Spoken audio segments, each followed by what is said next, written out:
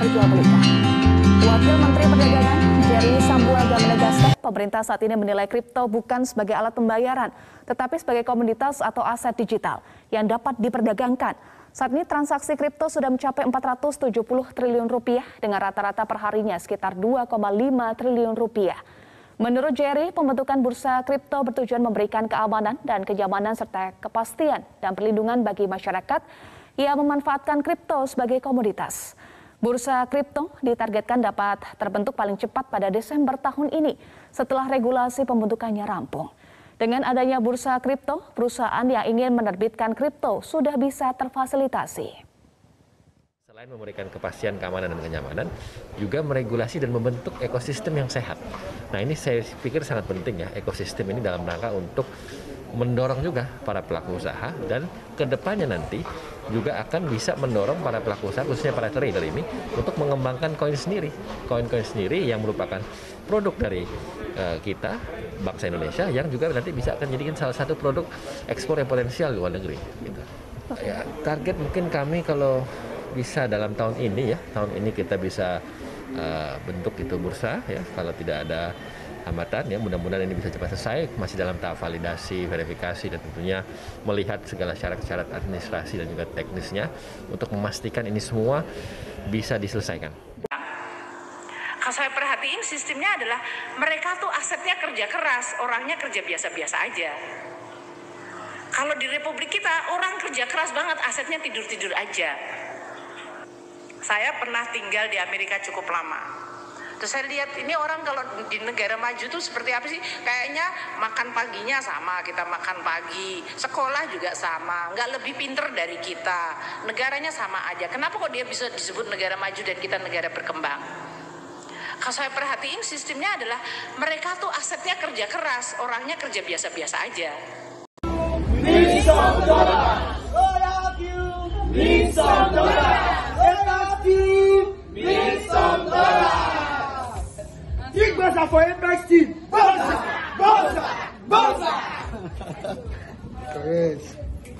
Ya, geger belasan miliaran rupiah diraup pria asal Indonesia dengan menjual foto-foto selfie miliknya sebagai NFT atau non-fungible token. Sepertinya memang benar ya, rezeki itu nggak ada yang tahu. Tapi apa sebenarnya NFT itu, mengapa NFT begitu mahal, dan juga seperti apa maraknya NFT saat ini? Kita bahas siang hari ini di Geger Kaya Raya dari NFT. Ya, pertama kita lihat dulu yang lagi viral, pasti Anda juga sudah dengar dan juga membuat Anda mungkin ingin berganti profesi begitu ya saat ini. Ada seorang pria mahasiswa berusia 22 tahun asal Semarang bernama Gozali yang menjual NFT di platform OpenSea dengan nama Gozali Everyday. Dan nggak main-main begitu ya, katanya bisnis NFT milik Gozali ini saat ini mencapai valuasi 12,6 miliar rupiah, di mana dikatakan begitu ya bahwa satu foto atau selfie dari Mas Gozali ini dijual di harga sekitar 45.000 rupiahnya, atau kalau kita lihat dalam harga Ethereum-nya begitu ya, atau ETH 0,0001 Ethereum, dan juga membuat pastinya kekayaan dari Mas Gozali ini ditaksir begitu ya dari foto-foto yang dijual di OpenSea ini mencapai 12,6 miliar rupiah. Nah, dengan cuan yang diraup belasan miliar rupiah cuma dari selfie ini pasti banyak dari kita yang bertanya-tanya begitu ya, apa sih sebenarnya itu NFT dan juga pastinya mengapa ia begitu mahal. Kita bahas di slide berikutnya.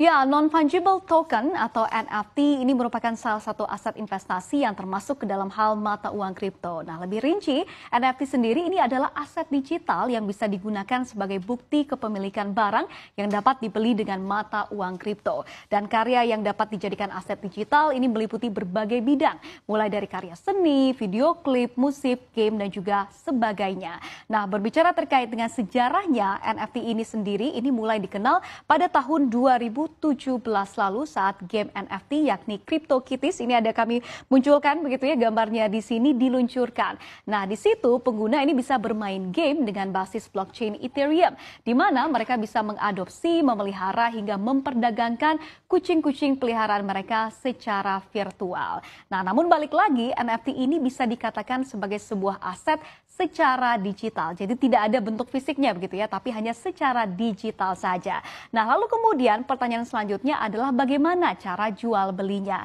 Ini sebenarnya kalau kita lihat sebenarnya ya nggak susah-susah banget begitu ya. Dimana pertama yang harus Anda lakukan tentunya adalah memilih pasar NFT yang paling tepat dan juga yang mungkin yang paling rame begitu ya, karena ada banyak sekali. Nggak susah-susah banget begitu ya. Dimana pertama yang harus Anda lakukan tentunya adalah memilih pasar NFT yang paling tepat dan juga yang mungkin yang paling rame begitu ya, karena ada banyak sekali pasar NFT yang menawarkan spesialisasi jenis aset digital tertentu. Dan salah satu yang menawarkan pasar NFT terbesar saat ini dan juga paling beragam ini adalah OpenSea. Nah, jika sudah menentukan pasar NFT yang akan Anda gunakan, nah silakan pautkan dengan dompet cryptocurrency yang mendukung dan yang biasanya digunakan begitu ya untuk NFT di sini ini adalah Ethereum atau ETH. Nah, kemudian Anda akan diberikan pilihan begitu ya untuk mendaftarkan NFT Anda untuk dijual di pasar. Nah, berbagai macam karya seni bisa Anda jual ya, seperti yang sudah kita bahas tadi, begitu ya, mulai dari karya seni, game, video klip, dan juga sebagainya. Dan Anda bisa memberikan informasi detail mengenai transaksi seperti harga, batas waktu lelang, dan juga mata uang kripto yang bisa digunakan untuk membayar produk Anda tersebut. Nah, jika sudah selesai menguruskan informasi pendaftaran NFT yang akan dijual, maka aset digital Anda ini akan tersedia untuk dibeli di pasar atau bisa kita katakan semacam marketplace-nya begitu ya. Dan juga it's marketing time. Anda bisa pastinya perlu gencar begitu ya untuk promosi-promosi barang jualan Anda. Anda bisa mempromosikan ya mungkin di media sosial Anda. Nah, pertanyaan selanjutnya setelah tadi kita sudah lihat apa itu sebenarnya NFT adalah mengapa NFT ini mahal. Kita lihat di slide berikutnya.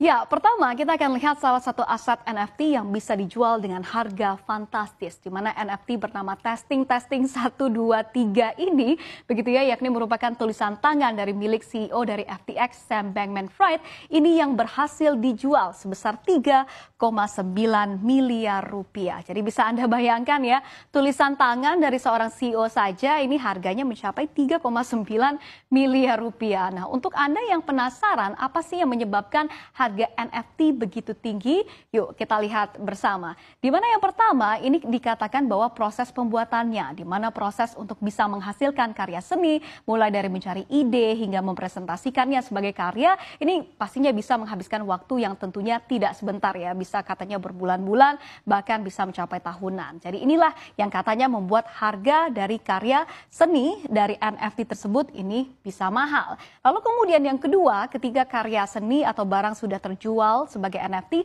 maka Anda akan mendapatkan nomor kode unik yang tidak bisa diduplikasi oleh siapapun dan juga pihak manapun. Nah, hal ini juga pastinya menjaga begitu ya agar tidak ada yang namanya barang KW atau tiruan dari NFT ini. Jadi keaslian atau orisinalitasnya ini merupakan salah yang sangat mahal. Nah, hal ini juga berkaitan erat dengan tadi yang sudah kita bahas begitu ya, proses panjang yang dibutuhkan saat membuat karya seni ini dan juga pastinya menambah value-nya. Nah, oleh karena itu semakin NFT atau karya seni kripto ini memiliki value, maka akan semakin tinggi pula begitu ya harga jualnya atau harga patoknya. Nah, dengan maraknya NFT saat ini kita ketahui banyak sekali ya success story dan juga salah satunya adalah Mas Gozali tadi. Nah, ternyata ini semakin banyak peminat nih dari aset digital ini yang membuat penjualannya meningkat tajam secara global. Nah, seperti apa? Kita lihat datanya di slide berikutnya.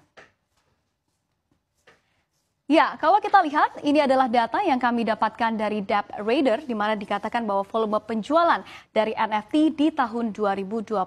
Kita lihat bersama di kuartal 1 2021, volume penjualan dari NFT ini mencapai 1,2 miliar dolar Amerika Serikat atau kalau kita rupiahkan ini ada di 17 triliun rupiah. Lalu kemudian kita lihat kuartal 2 2021 ini terjadi peningkatan sedikit begitu ya di 1,3 miliar dolar Amerika atau angka ini ada di 18,5 triliun rupiah. Namun kalau kita lihat volume penjualan yang sangat signifikan sekali, ini terjadi di kuartal 3 2021, di mana kalau kita lihat jumlah dari penjualannya ini naik hampir 10 kali lipat. Begitu ya, di mana total penjualan untuk kuartal 3 2021 dari NFT yang ada di seluruh dunia ini mencapai 10,7 miliar dolar Amerika Serikat, bukan rupiah tapi dolar begitu ya, atau kalau kita rupiahkan ini mencapai 152,3 triliun rupiah. Nah, penjualan yang paling besar ini terjadi di marketplace yang salah satu digunakan juga oleh Mas Gozali tadi begitu ya, yakni OpenSea, di mana kalau kita lihat penjualan dari OpenSea ini di tahun 2021 lalu ini mencapai angka 3,4 miliar dolar atau setara dengan 48,4 triliun. Jadi sekitar 1/3 begitu ya dari total penjualan dari NFT yang ada secara global. Nah, jadi berikut pemirsa, ini adalah gambaran begitu ya seperti apa nih aset digital NFT yang saat ini pasti tengah ramai diperbincangkan begitu ya. Nah, apakah NFT ini akan menjadi the next big thing di negara kita? Kita nantikan bersama. Jangan malu ataupun gengsi dengan pekerjaanmu. Ingat, biaya hidup nggak ditanggung pemerintah, apalagi ditanggung tetangga.